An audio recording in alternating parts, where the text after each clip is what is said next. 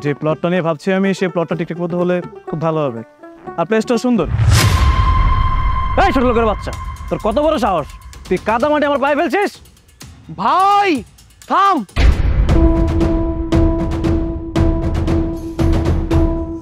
ভাই তুই কার গায়ে হাত তুলতে চাইতেছস?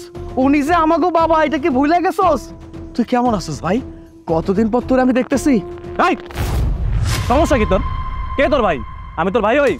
গ্রামে কাজ করিস খেতে, আর এসে বলছিস আমি তোর ভাই লাগি না? তুই তোকে দেখেছিস, আমাকে দেখেছিস? আমার ড্রেস আপ দেখ, কত দামি ড্রেস আপ পরে আছি। শালা কামলা, আমি নকর ভাই হই? তোর কোন কালে বাইরে আমি? ভাই তুই এটা কি করলি? তোর বড় ভাইয়ের ধাক্কাটা হালাই দিলি, আর তুই আমার সর মারতে লইছিলি।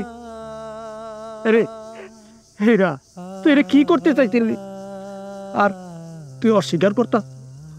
আমরা তোর মা বাপ না? তোর কি মনে আছে রে রাত? হ্যাঁ মনে আছে? ছোটবেলা তখন দর পেল, তোরে ডাক্তারাই না কোনো অবস্থাতে বার করতে পারতেছিল না। ডাক্তার আমারে কইলো, আপনার ফলরে যদি আপনি ভালো করতে চান তবে হাসপাতালে নিয়ে আসেন, ওর ভালো করে চিকিৎসা করতে হইব।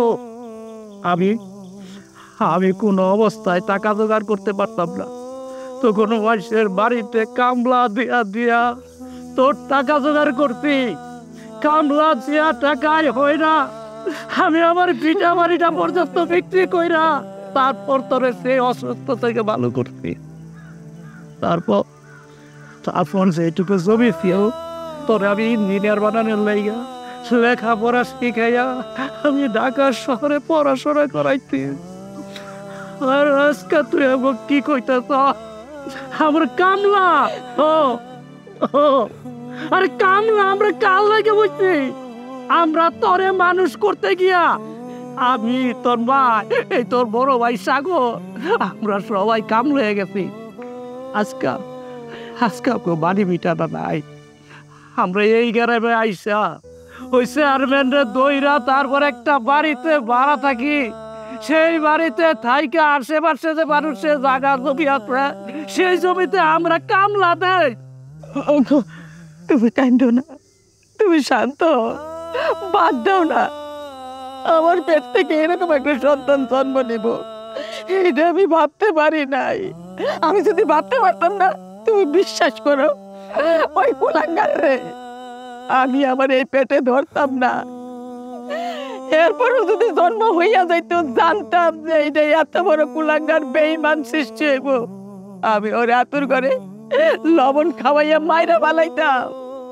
আমি আমাকে সন্তান বইলা পরিচয় দিতাম না। এই বেঈমান, দেখ তোর বড় ভাই আমাগোর জন্য কি না করে। আমরা এক নলা খাইলে ও খায়, আমরা না খাইলে খায় না। আর তুই লেখাপড়া শিখছস, শিক্ষিত হইছস? আরে শিক্ষিত নাই, বেঈমান হইছস, মূর্খ হইছস। ভাইরে তুই এত পরিবর্তন কেমনে হয়ে গেলি কত? হ্যাঁ তোর লাইগা আমার মা, আমার বাবা, আমি, আমার বোনটা সবাই মিলে এত কষ্ট করছি। শুধু আমাকে একটা ইচ্ছা আছিল, তুই যেন পড়ালেখা শেষ কইরা ভালো কিছু করস। আমাকে একটা স্বপ্ন আছিল, তুই যেন ইঞ্জিনিয়ার হইস। তুই সব কিছু হইছস, কিন্তু আজকে আমাকে এইভাবে অবহেলা করতেছস। তুই আমার বাবারে মারতে চাইতেছস, আমার গায়ে পর্যন্ত হাত তুলে ফেলছস। ভাইরে কেন করতেছস তুই এইসব? স্যার উনার কি বলছেন? উনি আপনার ভাই আর ইনার আপনার বাবা মা? আরে আপনিও পাগল হয়েছেন নাকি? ওনাদের মতো এইসব লোকজন আমার কেন বাপ মা হতে যাবে? হ্যাঁ, আমার বাবা মা থাকে দেশের বাইরে, আই মিন নিউজিল্যান্ড। আর এই ছেলের কথা বলছেন আমার ভাই হবে? দেখুন না, দেখতে কাম্মার মতো লাগে, খেতে কাজ করছিল, দেখেছি একটু স্মার্ট হয়ে এসেছি, এদিকে জায়গা সম্বন্ধে হিসাব করছি, অমনি আমি ওর ভাই হয়ে গেছি আর আমাদের সন্তান হয়ে গেছি। বাহ, কত চমৎকার নাটক চলতেছে এই জায়গায়। আর এরা আমার কিসের মা বাবা? হ্যাঁ, পুরো দেখা যায় কেমন গ্রামের চাষা বসা মানুষ হচ্ছে আমার বাবা মা হতে আসছে। জানোয়ার, এখন বাপ মা চিনো না? না বাপ মা ভাই বোন কাউরে চিনোস না? বড় হয়ে গেছো, সাহেব বাবু হয়ে গেছো, এখন পড়াশোনা কইরা, তাই না? খুব বিদ্যা বুদ্ধি ঢুকছে মাথার মধ্যে। হ্যাঁ, চোখে নতুন পর্দা লাগছে, দালান কোঠা দেখছো, রঙিন চশমা লাগছে চোখের মধ্যে, এই জন্য এখন আর বাপ মারে চিনো না। তুমি অতীত ভুলে গেছো। হ্যাঁ, অতীত সব ভুলে গেছোস?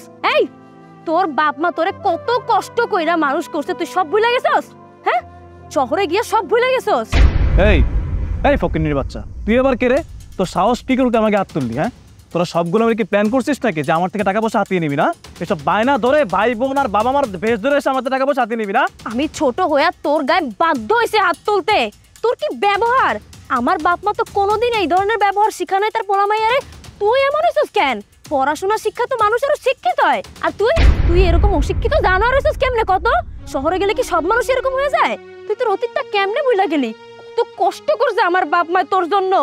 আমার বড় ভাই নিজের ভবিষ্যতের কথা ভুইলা গিয়া তোর ভবিষ্যতের কথা চিন্তা কইরা দিন রাত পরিশ্রম করছে, যখন তার পড়াশোনা করে আরাম আয়েশের করার দিন তখন।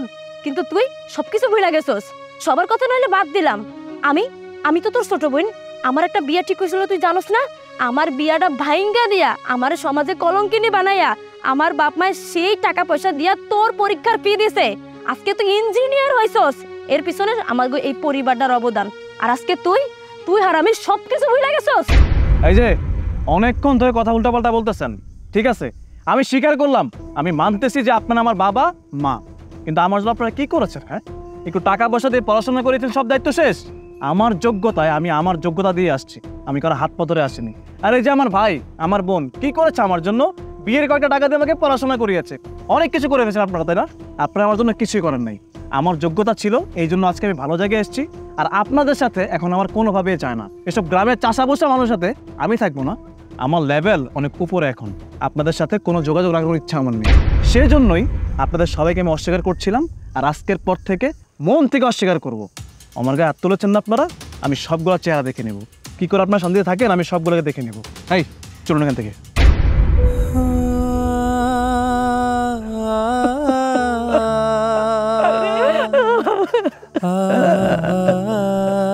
লাঞ্জনা, সব সন্তান মানুষ হয় না।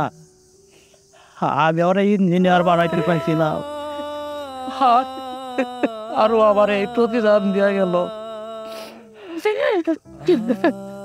থাক মা, আমরা আছি না, চিন্তা করো না।